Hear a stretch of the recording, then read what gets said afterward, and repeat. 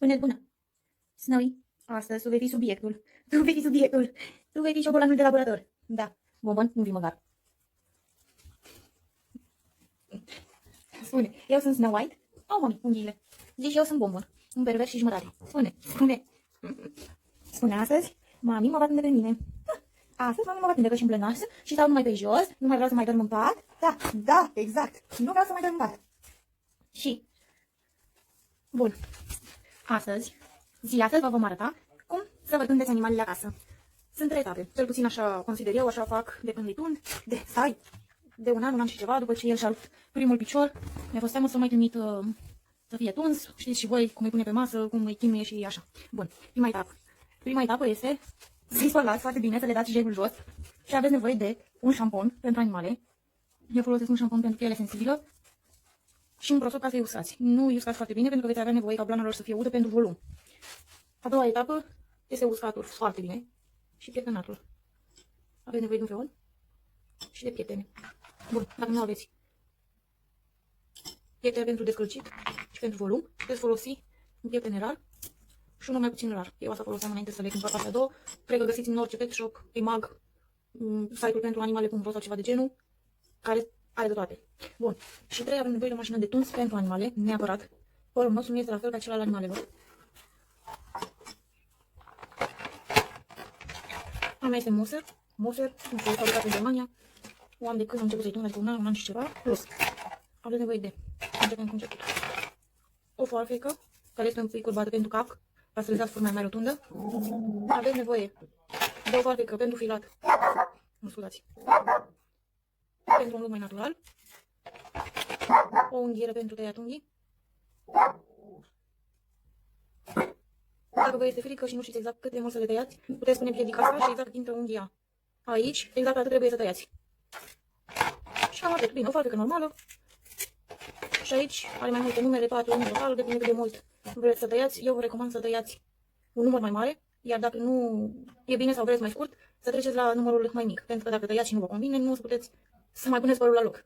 Așa că exact ca în plăvie, măsurați de 2 ori și de dată. Așa cred că este beneficiu pentru ei. Bun. Acum potrivim apa. Nici prea caldă, nici prea rece. Dureze ca să-i spălați mai bine. Vedem unde punem. Ca și cum punem camera ca să vedeți ce se întâmplă și cum se întâmplă. Până asta. Să sperăm că nu o să cadă. Hai să ne dați în patru. Ia, opa, nu, să ieși. Hai, să facem un video cu fetița. Da. Zic, spălați bine, să iată tot gel. Tot gelul să iată după mine, că eu sunt albă. Eu sunt albă, zic că vede tot gelul. Posibil. Botinică.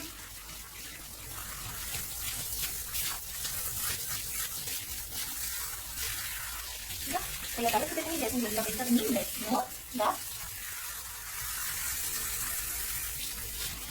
Ușor. Ia.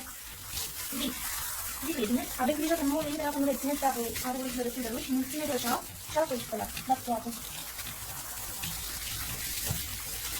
Nu faceți greșeala că le băgați, nu le bate din greșeala, le băgați pe de repede, pentru că pot face o vidă și vă domnule sub.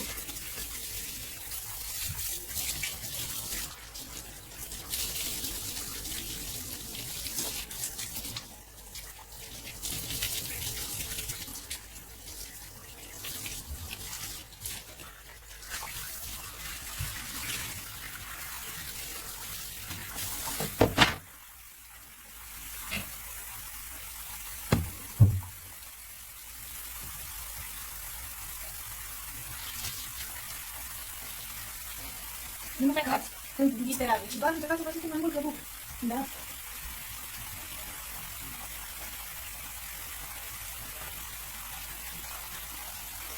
Da, trebuie să zică că minte are mai mici.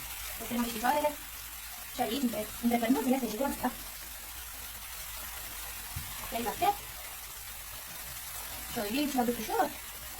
Îți dă și cotalatul? Da. Bravo. Are mai multe foarte frumurile, nu? Da. Și de vezi, aveți? Da, dă mai și două, hai dă tot asta.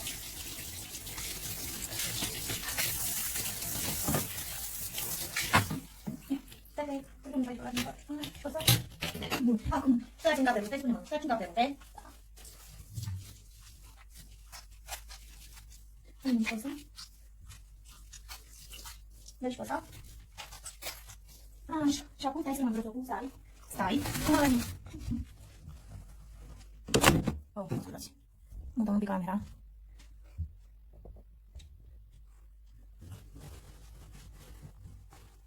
Mă dau un pic camera ca să uscăm de pita. Nu uscați de tot, v-am spus și prima oară. Și doar să absorbiți apa din blană. Dăm și un bubec la nasul spălat. Și îl spălăm și pe aici. Spălăm, ștergem pe jos. Ștergem și pe aici, Ia. Dă-mi și piciorul. Dă-l și pe ăsta. Dă-l și pe ăsta. Dă-l și pe ăsta. Ia. Un pic. Opa. Stai! Mă scuzați. Urmă la wc-ul. Și acum ce începe? Da. Îi lăsăm să se răsfețe, că doar suntem acasă.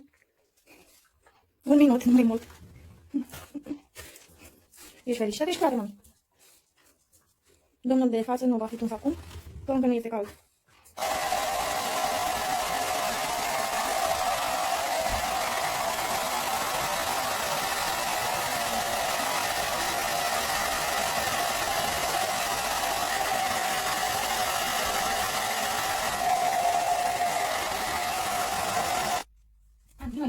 Vino aici, mama, să ne și să spunem așa. Da, mă, și după ce ați uscat 80%, descurcați. Descurcăm gârliuanții. Ia, ne mă înșure puțele. Descurcăm cu peria asta sau cu prietenul ăsta.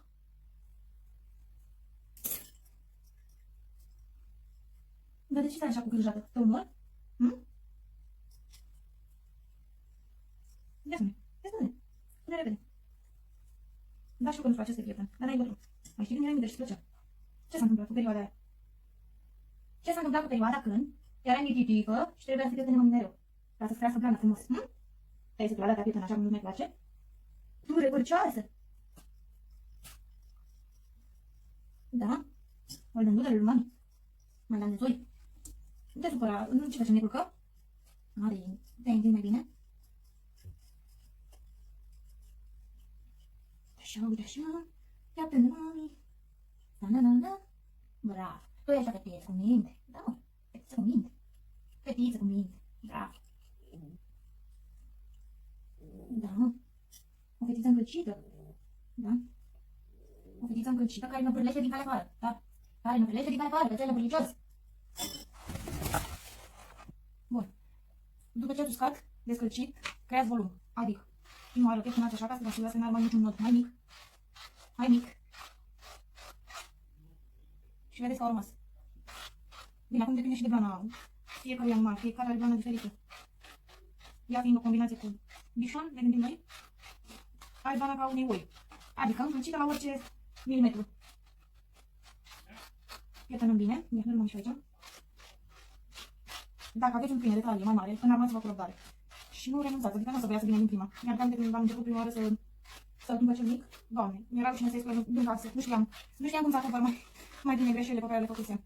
Dar în timp, cu practică, și mai ales că acum să mâncați, nimeni nu vede și bine, vara puteți un chiar foarte scurt, că nimeni nu va da seama că îi dau unde greșeli. Încercați. Iar mâna mă jos. Sit. Bravo. Bun. După ce ați văzut că nu mai are niciun călț, curățați pe ea, exact cum vă ziceam. Și începeți să ridicați. Pentru că vă va fi mult mai ușor să tundeți. În momentul în care nu există niciun impediment, niciun nod, nu știu cum să zic. De care ne vom ocupa după, deci îl lăsăm la sfârșit. Pentru că nu-i voi face foarte mult, adică îl voi lăsa destul de lung acolo. Bun. Și acum, stai așa, ca să începem, în primul și în primul rând, începem cu pernuțele. Întotdeauna curățați între. Este foarte important ca ei să aibă pernuțele curate. Dați un pic să mă apropii. Cer scuze, dar trepierul meu pentru telefon este foarte bun. Curățați foarte bine, cu foarfeca, cu mașina, depinde cum vă simțiți. Nu știu, cum simțiți voi că puteți. Unghiile ei sunt tăiate. Sunt tăiate, nu știu, acum o săptămână, nu cred că mai are nevoie de... Nu mai are nevoie. Și vedeți că unii câini au și a cincea unghie, undeva aici. Unii câini au și a cincea unghie undeva pe sus. Uitați aici, un exemplu. Ea nu mai are unghie pentru că atunci când a fost pui, i-au jumurit unghia, ca să nu știu exact de ce fac breederii nenorocirea asta. Și v-am spus, aveți grijă să le curățați pernuțele, ca să nu facă vreo infecție. Și nu pot să-mi vă arăt și individul de acolo, care și așa pe rândul, că de obicei îi tundeam pe amândoi în acea zi, dar el nu are nevoie. Focus, telefon prost. Bun, să trecem mai acum. Eu folosesc direct mașina ca să le tund pe pernuțe, pentru că am deja experiență, să spun așa. Fără niciun nivel. Îmi cer scuze că nu pot să vă arăt, dar sunt singură și nu.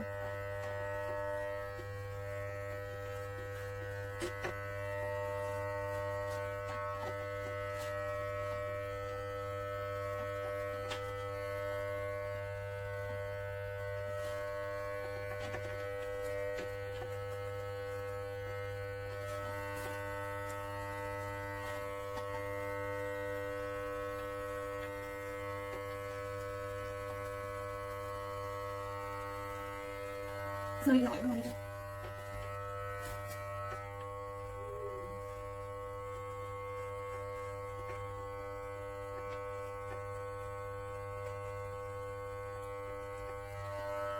Bun. Și acum, cred că o să folosesc numărul 2, nu? La mare. 1, 2. 2 cred că e perfect. Și ridicăm un pic lama. Și începem. Stai jos, da. Stai jos pentru moment. Niciodată așa, deodată exact cum crește părul. Nu dați în spăr. Riscați să iasă de nivelat. Dați un pic să vedem cum pune camera ca să vedeți exact cu mademoiselle.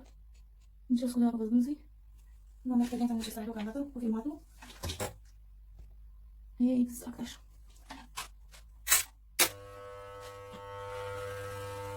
Vedeți dacă este descurcat cât de ușor se taie.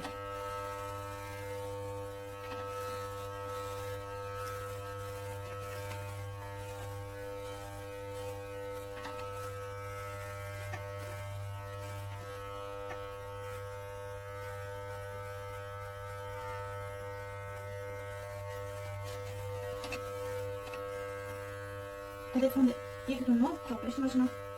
Pentru că exact cum v-am spus, blana ei se încălcește extraordinar de repede, deci trebuie să lucrezi urechii.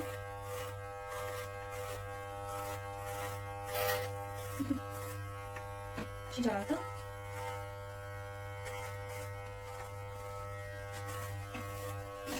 Cu piciorul vă duceți în jos. Se face la fel. Ia câte una. Uite așa.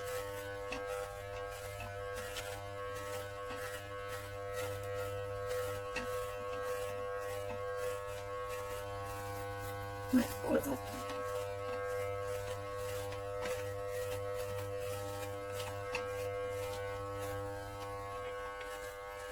Ridicați-le picioarele doar exact cum ar sta ei. Niciodată nu faceți o mișcare bruscă.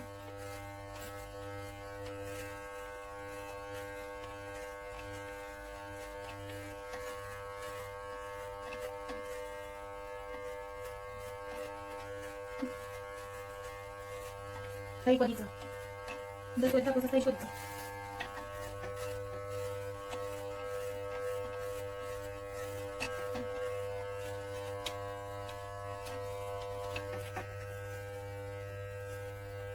Ridicați, să sunteți pe răsul.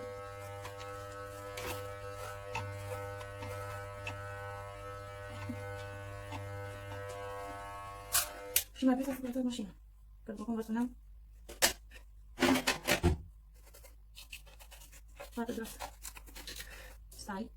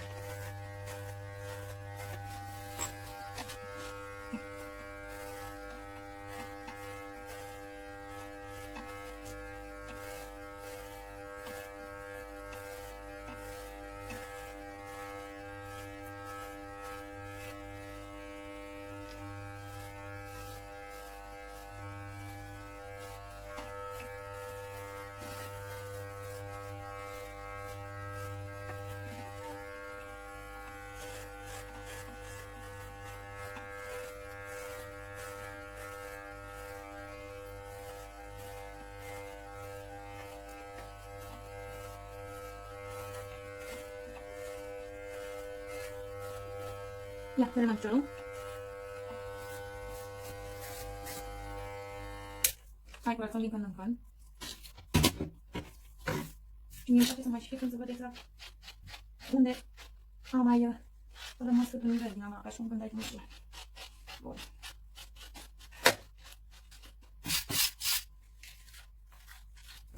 După ce era pe mama tine cu plaștul.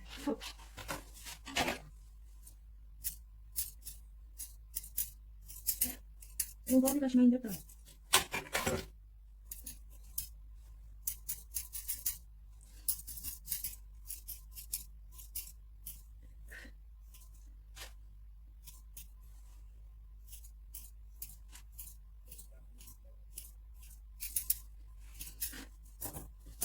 E plictisit, știu, dar n-avem ce să facem, trebuie să facem frumoși. Avem grijă să nu tăiați pielea.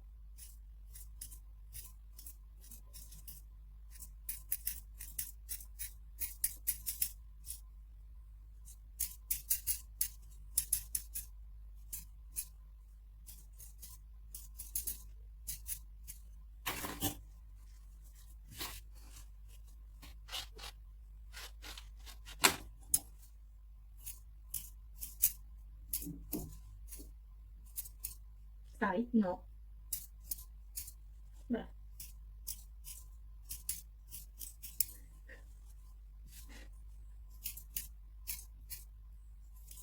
Ia rămân picior. Picior jos.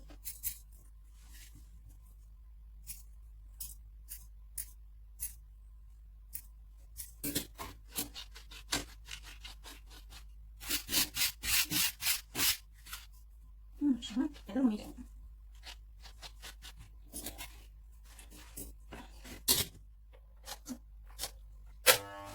Ține cap așa, ca să îndreptăm, da? Așa.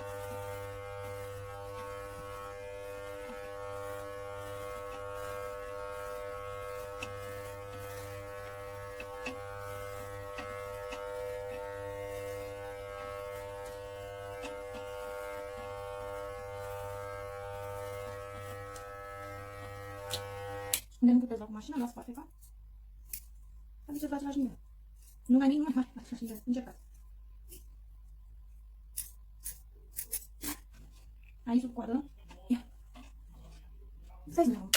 Intrați un pic până mai sus.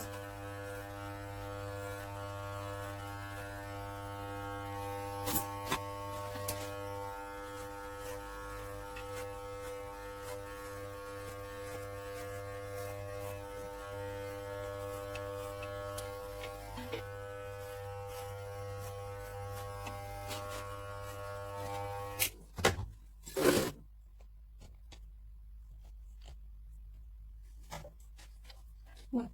După cum spuneam aici, intrați un pic până mai sus, ca să nu li se lipească de plană și să trebuiască să plăsați. Și aici la fel. Intrați, nu știu, 2-3 cm.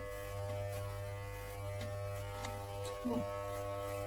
Mai îndreptați odată.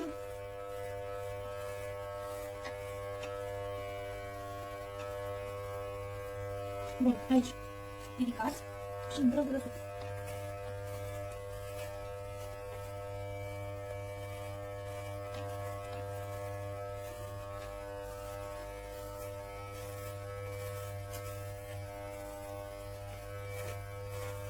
Bun. Să vă arăt cum vom la și facem trecă pe altă și aceeași procedură. Ieptăm. Tăiem vârful un pic. Și filăm. Țineți mâinile. Țineți degetul exact unde se termină pădița. Să nu tăiați miez. Și aici facem așa, stăm și tăiem câte mult vrem. Și din nou, schimbăm.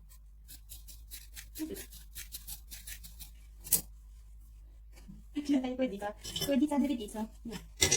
Trec partea cealaltă, pun și vom mai rămâna. Ia, doar-te-mă.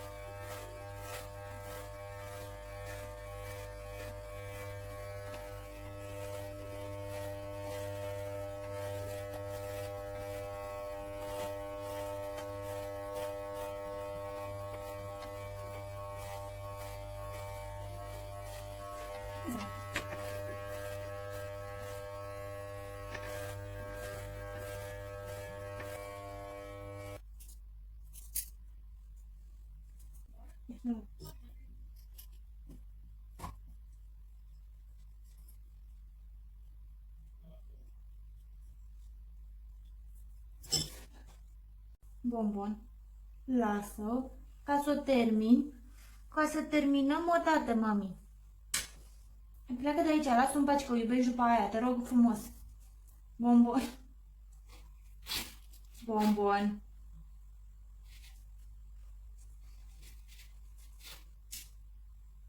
Bun. Pentru cap. Bombon, mami! Mă, lasă-mă, mă! Pleacă de aici, pleacă de aici, arătare, pleacă de aici. Lasă-o, mami, că ești plin de păr. Hai, măi, mamă, că îmi duci părul pe peste tot.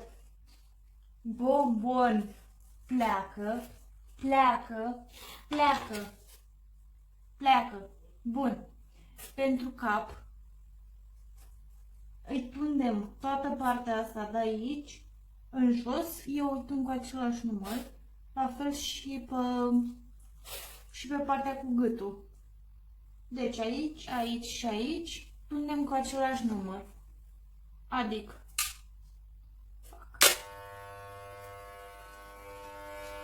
îi ținem urechile așa și începem.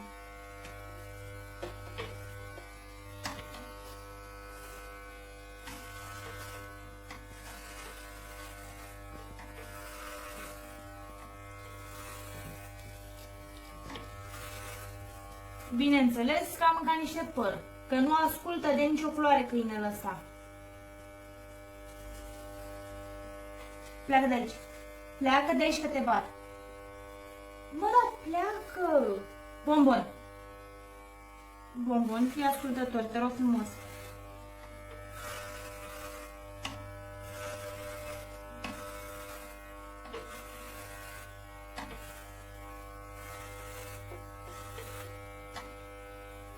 Bun. Și aici la fel.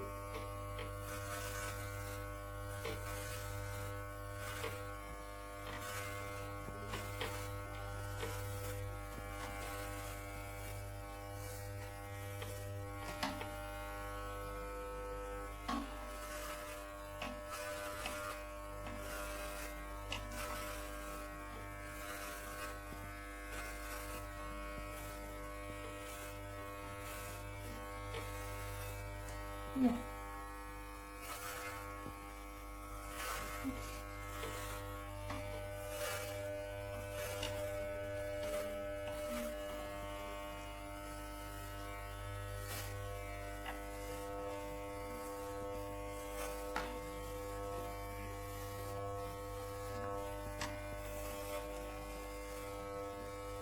Ignorați codița codițelor din spate. N-ai cum să faci ceva fără el. N-ai cum. Bineînțeles, e plin de păr. Îl badă suna apa în curul lui ăsta căpecios. Și dacă vreți mai scurt, pentru piept, luați un număr mai mic decât ați folosit.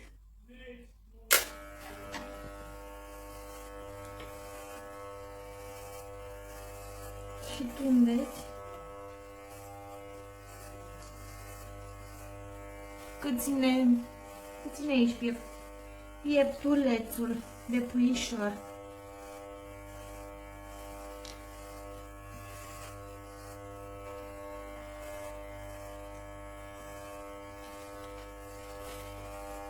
Deci o lăsați mai gelioasă. Și aici, dacă vreți multă lume. Stai. Stai. Nu apăsați. Și doar încercați să faceți o trecere. Pentru că nu am atâtea numele la mașină, nefiind mașină profesională, vă dați seama că... Bun. La urechi, luați urechea și tundeți cu unul partea asta de aici, cât să faceți ca un fel de curățare. Dacă nu aveți încredere că puteți face asta cu mașina, luați o foarfecă.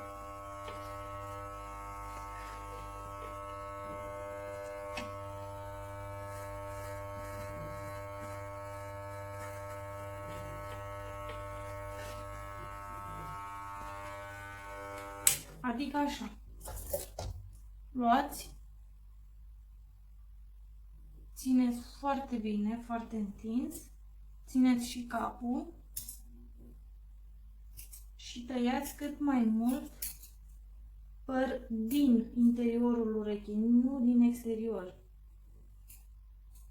ca să îi faceți o curățare.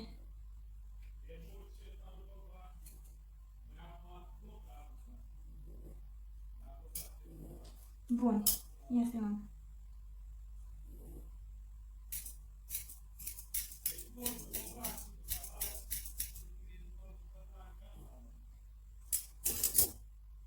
Vino și în partea asta, hai să facem tot cu farfeca, ia stai.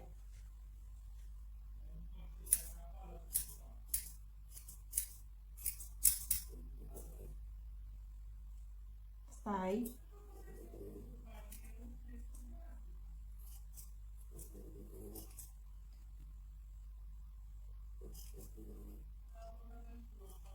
Stai, bravo, stai,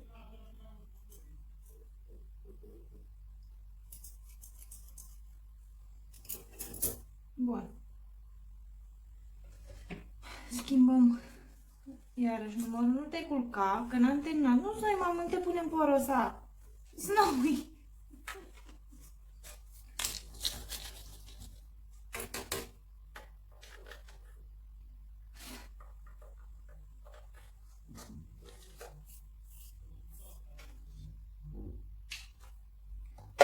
Ridică-te, fată dragă. Bun. Pentru cap, punem cel mai mare număr, adică 4, să vedem care e rezultatul. Mama, fă-te atunci și fă-te. N-ai cum, n-ai cum, n-ai cum, n-ai cum, n-ai cum, n-ai cum, n-ai cum. Bun. Aici, la cap,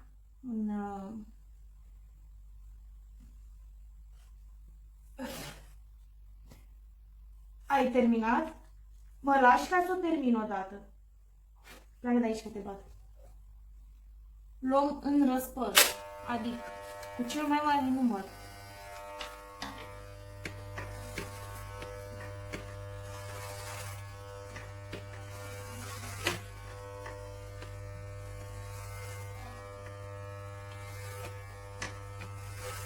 Stai.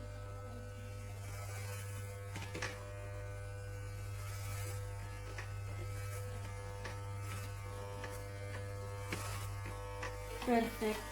Mama, dar las-o!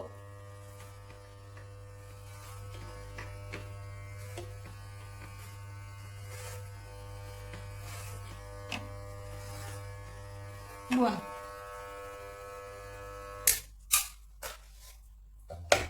Pieptănăm. Bombon, dă-te, mamă!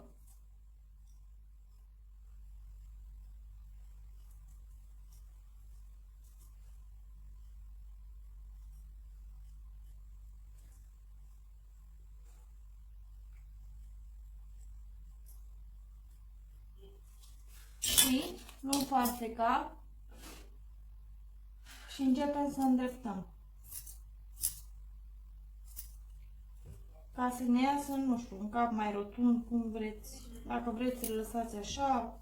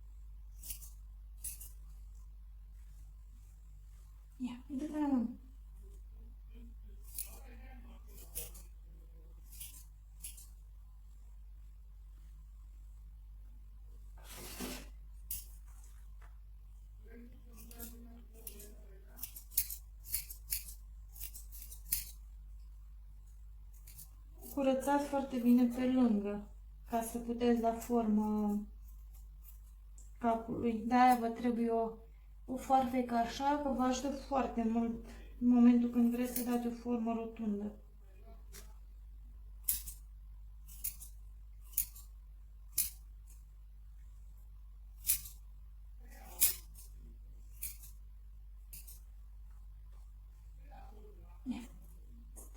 Filmăm. Căpățâna să vadă aici.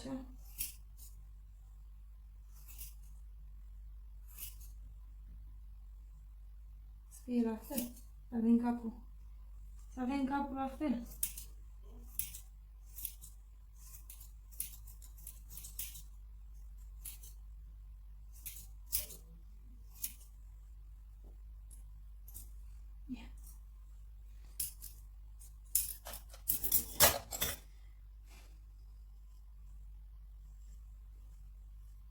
Capul ăsta mic. Când mingiuța.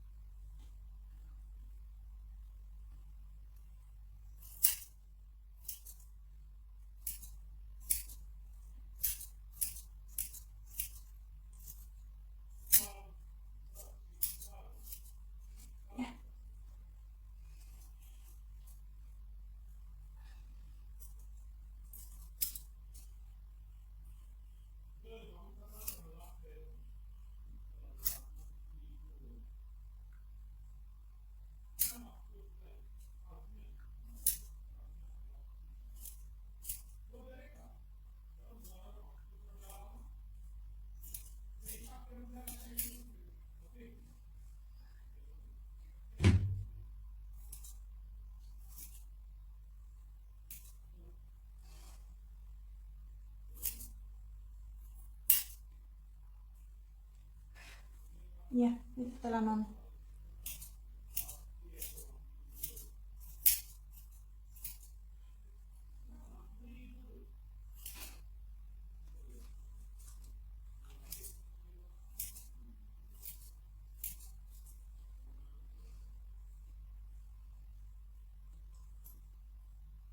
Bun. Să trecem la urechi.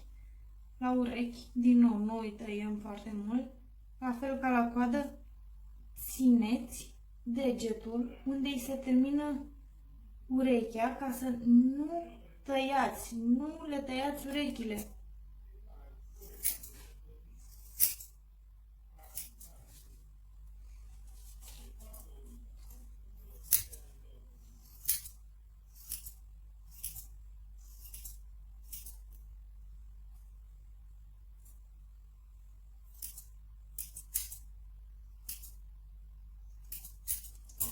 Din nou, filăm, unde e foarfeca, aici, ia, vină la mână. Filatul este pentru un look mai natural, adică să nu fie tăiat ca din topor. Și începem să dăm.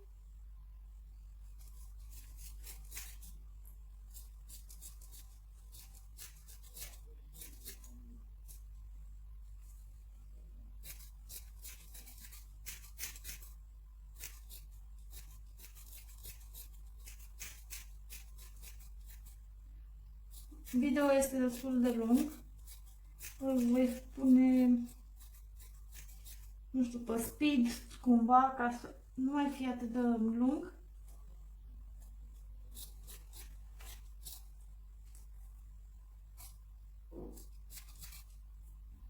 Mai am o ureche, mai rămân eu o urecuță. O urecuță și mustățile și gata, am terminat. La fel și aici.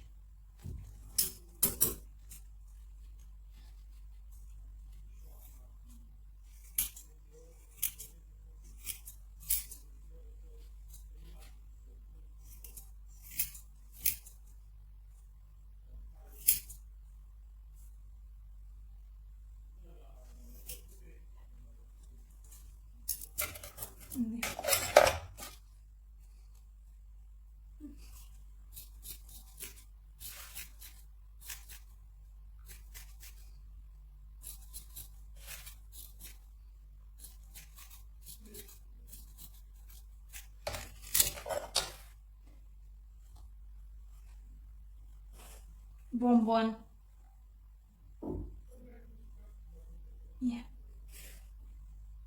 Tăi, te-am făcut freza aici și tu te-ai culcat și ți-ai deranjat frezulina. Ia dă-l, mami. Și la mustață nu facem nimic, decât ridicăm ca să fie doar buza de sus și tăiem de-a lungul cu foarfeca. Pleacă că te tai. Da, mami, o stăm că te plictisi, se știe, mami. Și aici la fel.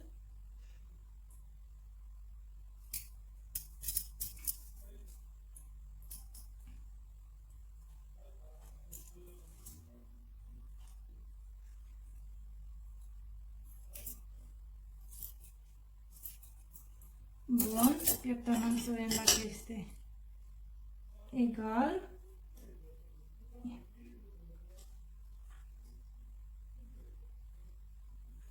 Bun. Dăm ba.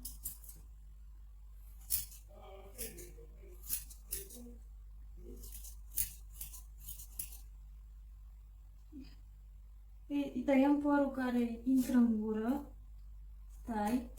Dar aveți grijă. Aveți grijă să nu-i tăiați buza. Ia stai. Stai, stai.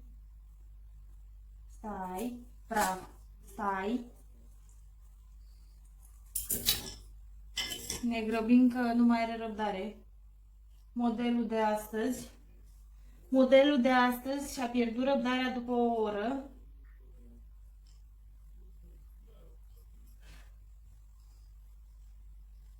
Vino la mami un pic, că mai avem un pic. Acum mă faci de râs pe ultima 100 de metri. Mă faci de râs. Păi. Faci de râs.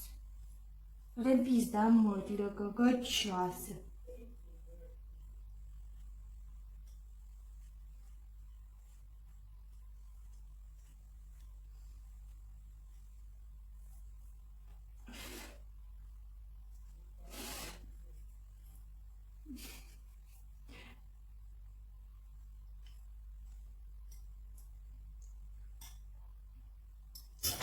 Și dacă are părul foarte mare aici la ochi, luați foarfeca și încercați și tăiați părul de la ochi,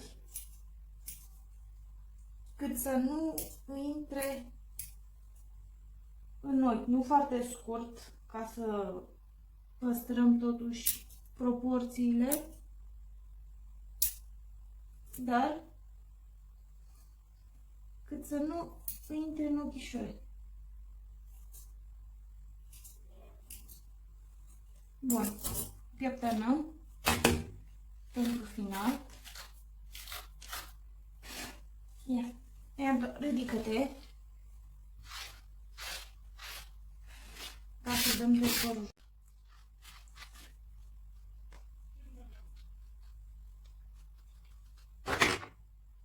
După o oră și am ajuns la rezultatul ăsta, la bucuria asta, la mizeria asta de neînchipuit.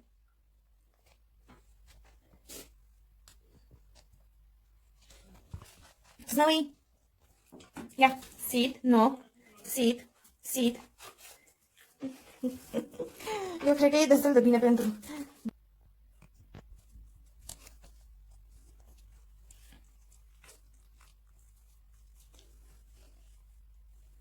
Dacă știți un șampon bun, care curăță galbenul ăsta de la câini albi, de la câini cu blană albă, vă rog să-mi lăsați în comentarii. Chiar am încercat tot felul de șampoane și nu reușesc să găsesc niciunul ca să le scoată mizeria de la gură. Stai! O trăbăciune!